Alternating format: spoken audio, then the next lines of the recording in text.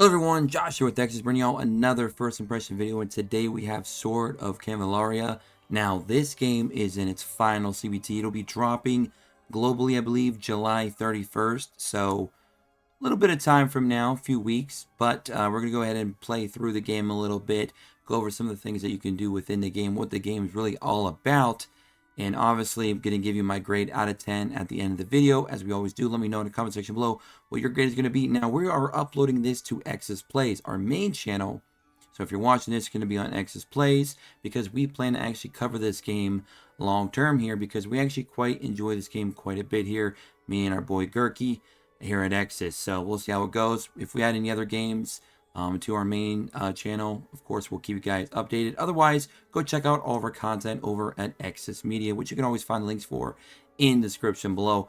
So let's go ahead and get started. So first off, this game is a tactical RPG, turn-based game. Obviously, it's very story-driven as well. There's lots of story elements to this game. You can play this game as both multiplayer and single player, which is really, really cool, depending on what mode you want to play. You're kind of going to be playing both modes regardless, but there is a little bit of a different play style, which we'll get into in later videos between the two.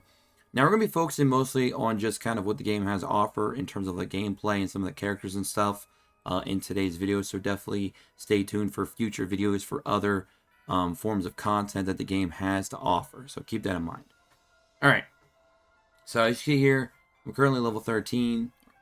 Using my name Josh first, as I always do. Down here, we have the characters. Now, these are some of the characters I already have. I've already done a few polls. Gurky will be doing a video, I believe, later today. I think within the next few hours or so, on what units you should be trying to re-roll for. A little bit about the reroll process, etc. Now, it will be a bit different for global launch, because we will be getting like 20 pulls, I believe, because we hit the 2 million mark on pre-registration. So we got the 10 original pulls and then a bonus 10 for hitting that extra, kind of perk, which is very nice.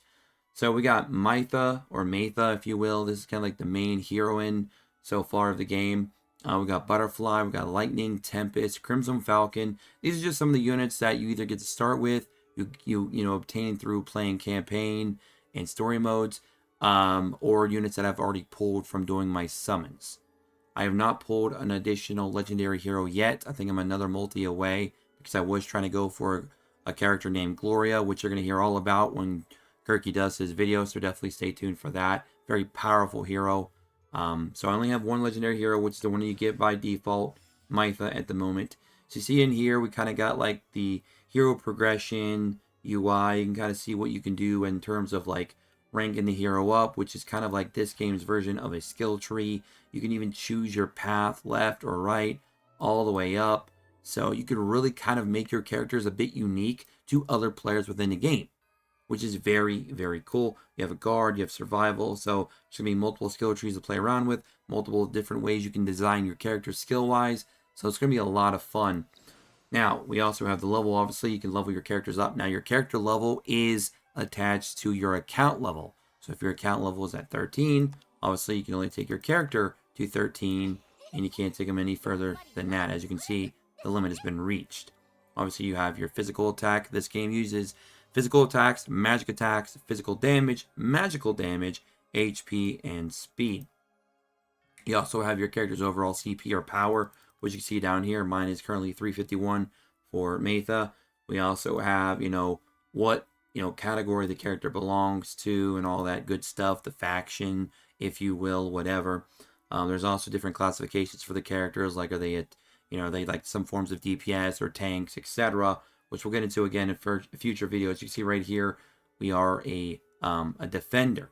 So this is the class that we are. And you can see the counters here, green over blue, blue over red, red over green, light over dark, etc. You guys get the idea. You've seen this in a gazillion RPGs over the years. Starring up units to increase their traits and other things that they have available. You can see here, starring up is going to require shards. There is a shard system in the game. You can collect shards, use shards, combine shards, etc. When you pull dupes, you get shards of the character that you already own.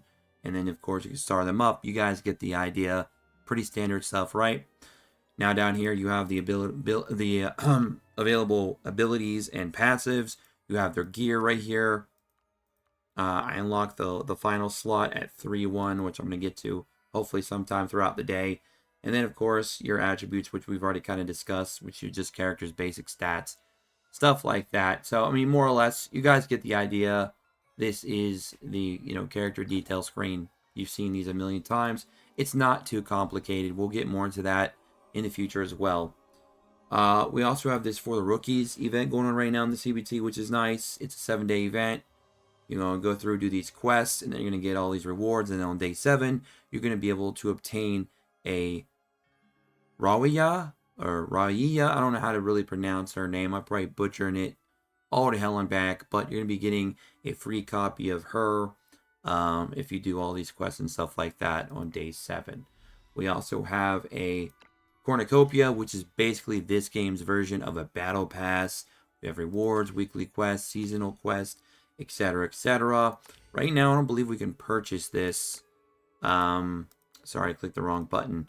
I don't believe we can purchase this yet because these materials, I don't believe are available in the game yet, not in CBT. So I'm not sure if that's going to be like a premium currency, or if there's going to be some way to obtain those free to play, or maybe they are in the game, but we just haven't gotten to that point yet. I'm not entirely sure, but that is the Battle Pass. There's a free version and then probably like a premium version that's hard to get or you have to pay for, which is pretty standard, right? Now, this is your main lobby, which you can literally walk around and somewhat interact with, which is really, really nice. Down here, we have your characters, your inventory, your summons, your shop, your events. We do have a few events going on currently. Promise of the Secret Fates. This will be very important for you guys and gals out there who want to reroll. Level 10, 20, 30. We get a free 30 pull right there. 7-day promise. This is your 7-day login. This one isn't as rewarding, honestly, but it is what it is. Then you have your Dawn, which if you complete all 18 of these quests, you're going to get 2,500 of what I like to call the Hope Crystals. Now, it's called the Hope Luxite or Luxite. I just like to call it Hope Crystals. It's just more simple. Hopefully that phrase catches on. Maybe they'll change it to Hope Crystals, and then I can take credit for it. I'm just kidding. But I think Hope Crystals are just much easier to say. You have your stamina as well at the top right. You have your gold top center or left, whatever you want to call it. You guys get the idea. Down here we have our Voyage. This is basically your campaign mode, as well as other content available in the game. Spiral of Destinies is kind of like your single-player story mode. So if you're really hardcore on the story, and you want to kind of play and learn more about the origins and the lore and stuff like that of the entire game, Spiral of Destiny is definitely going to be right up your alley, and also has a lot of other features and stuff like that we're going to explore again in future videos. I know we keep saying that, but there's just a lot of stuff that has to come down the pipeline because there's a lot of information to explore in this game. So if you are new to this game, buckle up, get excited, get hyped, get ready. Global launch again, July 31st. The Fool's Journey, this is your story mode. This is your campaign that we're, going to be doing a fight or two in, just kind of give you guys an idea of the gameplay. Crossing Worlds, this is kind of where all your other resource farming and stuff like that is going to be taking place. As you can see, we still have a lot of things still to unlock. 316 looks like you get to that point, you unlock all of it. Right now, we only have Rank Up Trial unlocked. This is going to allow you to get the rank ups for your individual characters, depending on whatever their classification is, your level up training, etc. If you go in here, you'll see we have Defenders, Seekers, Destroyers, Breakers, and Watchers. As you already know, Mytha or Matha is a Defender, so we'd want to go in there and farm those up to kind of rank her up and give her additional abilities and stuff like that. And that's just kind of how you guys do that. But let's go in now and do a little bit of gameplay, because I know this is what a lot of you are here for. Now, you start with the prologue. We've already completely cleared that. Now we're on Chapter 1. Let's jump in. Now, if you're not familiar with a tactical RPG turn-based game, which is what this is, it's going to be turn-based. You will be taking turns. You go, they go, you go, they go, etc., etc. But the tactical part is you're going to be on a grid, and some of your characters, depending on what their skill sets are, they're going to be able to move in certain ways. Kind of like if you were playing checkers or chess, right? You can only take certain moves depending on whatever that character is, whatever their moveset allows them to do. So you might be able to move a couple pieces over, you might be able to move multiple pieces over, etc. Hopefully you guys get the idea, and you're going to see more or less how it works in the game itself. You're also going to have environmental obstacles that can benefit you and hurt you depending on your playstyle and what you choose to do and what the overall strategy is for completing the actual stage. So let's go to let's just do one that we've already done. Let's just go to 1-5. Keep it simple. You can see here it has your win condition and your lose condition. If Rawiya or Rawiya, I don't know how you say her name, if she's defeated, you automatically lose. You win by defeating all enemies. Some of them, let's see here. There's a couple here. I'm trying to find one on chapter 1. We might not have one on chapter 1. Let me go back to the prologue real quick, just to kind of show you guys, you know, there are other ways to win. Let's go over here. Yeah. So some of these will be you win if you arrive at the destination. There are going to be flagged pieces of the board, or I guess you could call, like, there's going to be actual grid pieces that are going to have flags on them. Those are basically your destination. You want to try and get one of your characters to that piece of the board so you can just clear stage automatically. Sometimes you can avoid a lot of enemies to win that way. Sometimes you got to fight a few enemies to get there. So you got to definitely think about your strategy, what type of team you want to build, how you're going to kind of put your units together, and how you're going to get them to that destination. At least one unit has to survive and get there so you can win. So that is one of the win conditions. But let's go ahead and do a fight real quick so you guys can kind of see what I'm talking about with the whole grid. All right, so this is where you're going to be selecting what units you want to put into your team. You can just drag one in or out, depending on what you want to do. You can scroll over here and kind of see all your individual units. You can see what their typing is. You can see you have your reds, your yellows, your purples, your blues, your greens, etc., etc. Again, they show you up here in the top right what the countering is for. It'll tell you how many units you could put into the team at once. Like right here it says 4 out of 4. Sometimes it'll say 2 out of 2, 3 out of 3, 5 out of 5, etc. You can see underneath all your characters what their CP is, their power. Right now my Mytha is 351. So you can just, you know, kind of drag and drop those in there. We're going to go and keep these 4 in here for now. Let's go ahead and click start. Now, when you do get far enough in the prologue, you'll be able to unlock auto. This game utilizes an auto mode and a backtrack mode, which essentially you get 3 backtracks. So basically, if you make a move and you messed up and it's going to cost you the match, you can backtrack up to 3 times. You could backtrack and try, you know, kind of redo that move necessarily so you might not lose now. Now, maybe you set yourself up to have a win condition. Now you're going to win the fight, and that's going to be great for you, right? Obviously. So, you can click this exclamation point over here. Anything that's in blue, you can move your characters to and not be in danger of being hit by the enemy the following turn.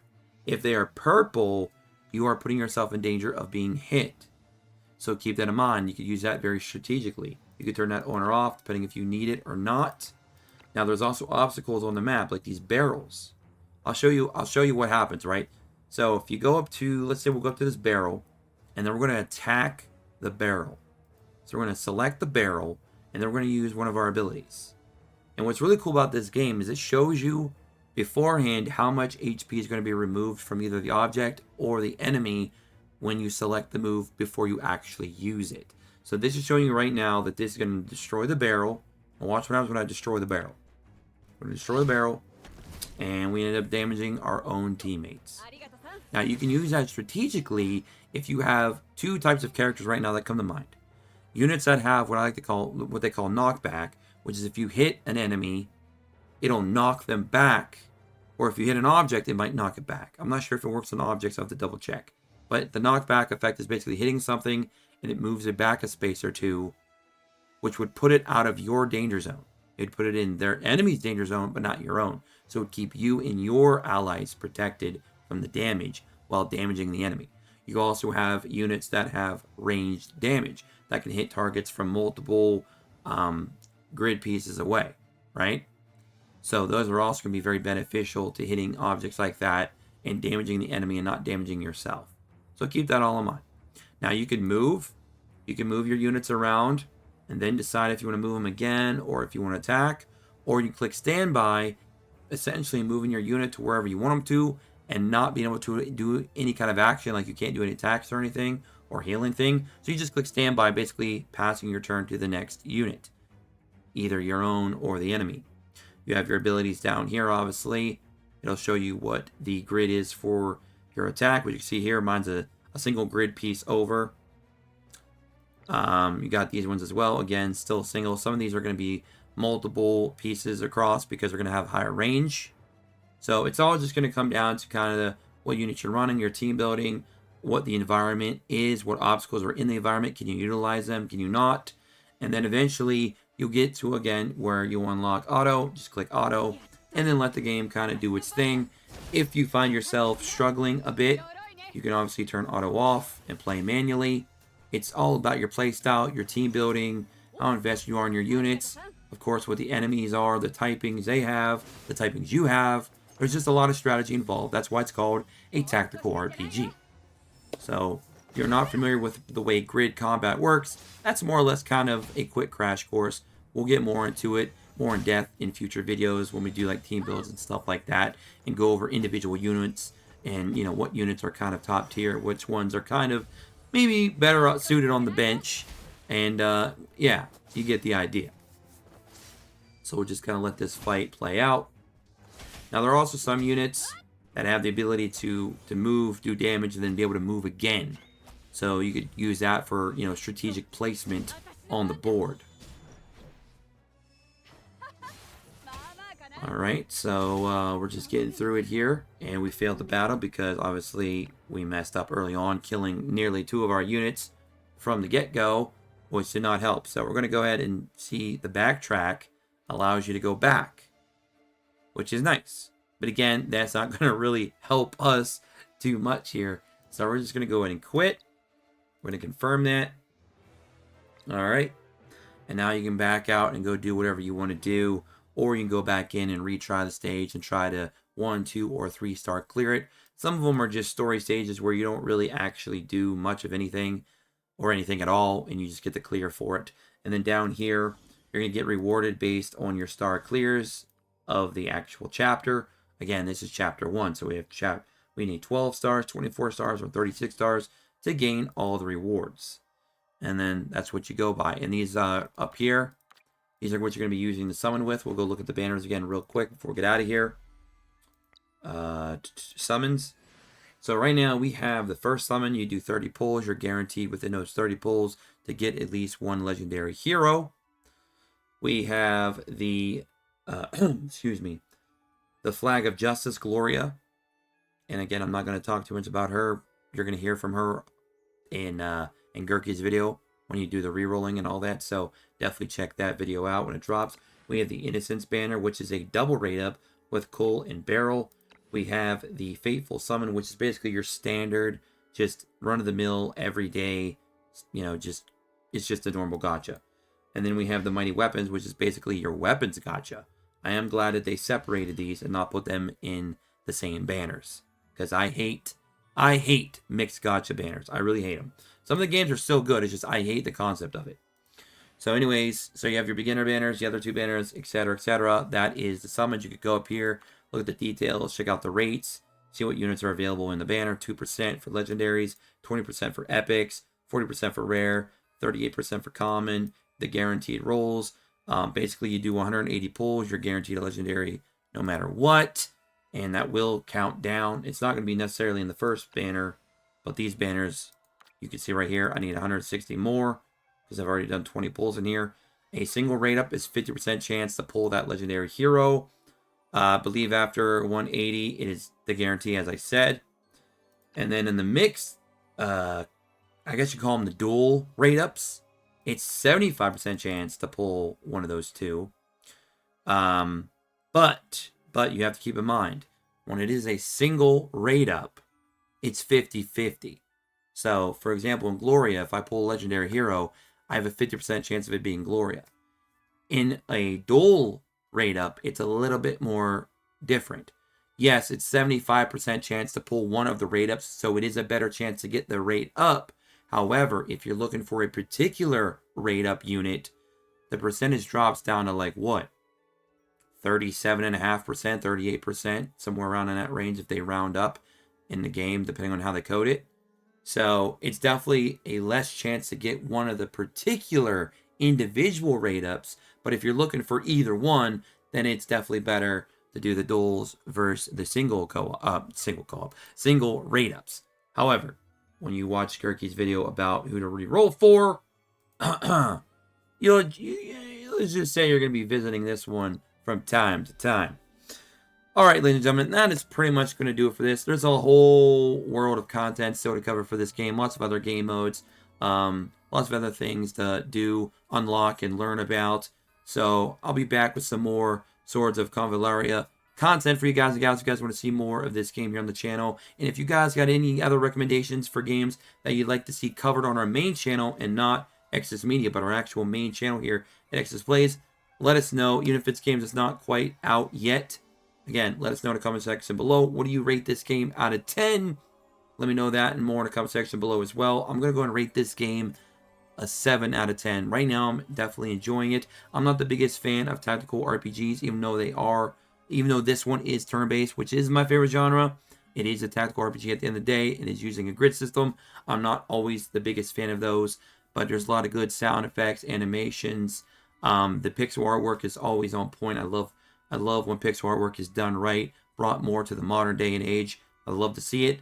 The visuals, the aesthetics, the atmosphere, everything about this game is actually pretty well done. It's definitely high production value for me. So I'm going to go ahead and give this game a 7 out of 10. I like everything that I see so far. I like the different types of characters, the unique designs. I love the different unique skill sets from some of the ones I've already looked into.